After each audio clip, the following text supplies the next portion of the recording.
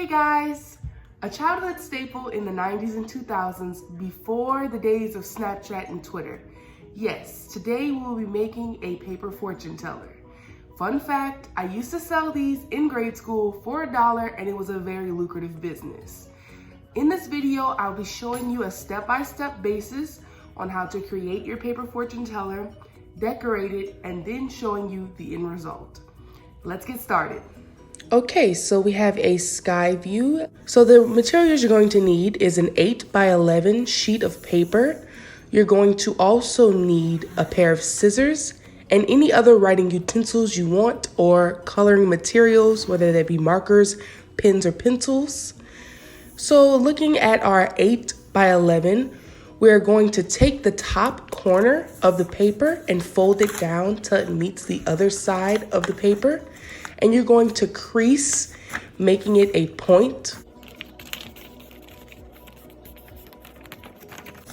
Once you've done that, you're going to notice that you have an extra slip of paper. You're going to take your scissors and go ahead and cut along the line of the newest crease that you just made to cut off the excess paper.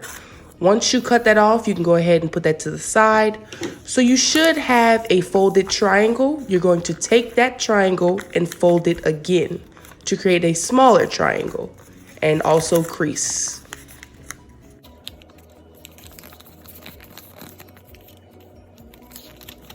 Next, you're going to take the folded triangle and unfold it to where it's a square with 4 folded triangles. Then you're going to begin grabbing the corners of the paper and bringing it towards the center. This is going to create a diamond or a smaller triangle.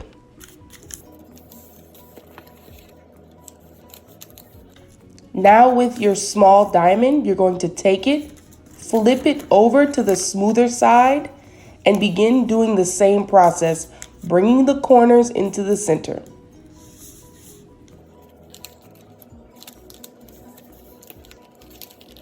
If you notice, I was having a little trouble creasing the papers right here. Just try to overlap it and fold it as best as possible.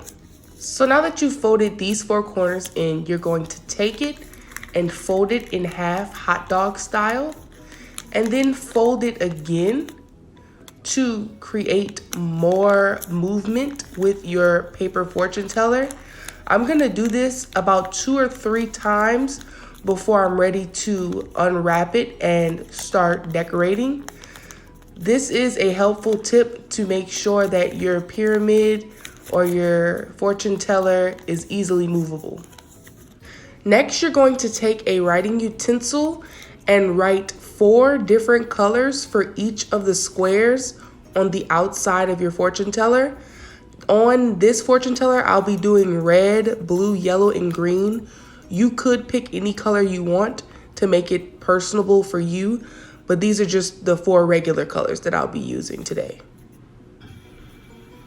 Next, you're going to flip it to the inside and write numbers 1 through 8 on each small triangle.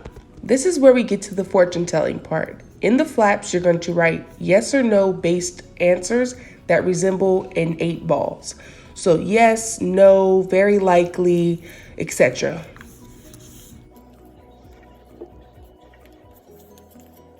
Now you can flip it over and begin decorating. As a tip, I would use highlighters to decorate because they don't actually bleed through as much as regular markers.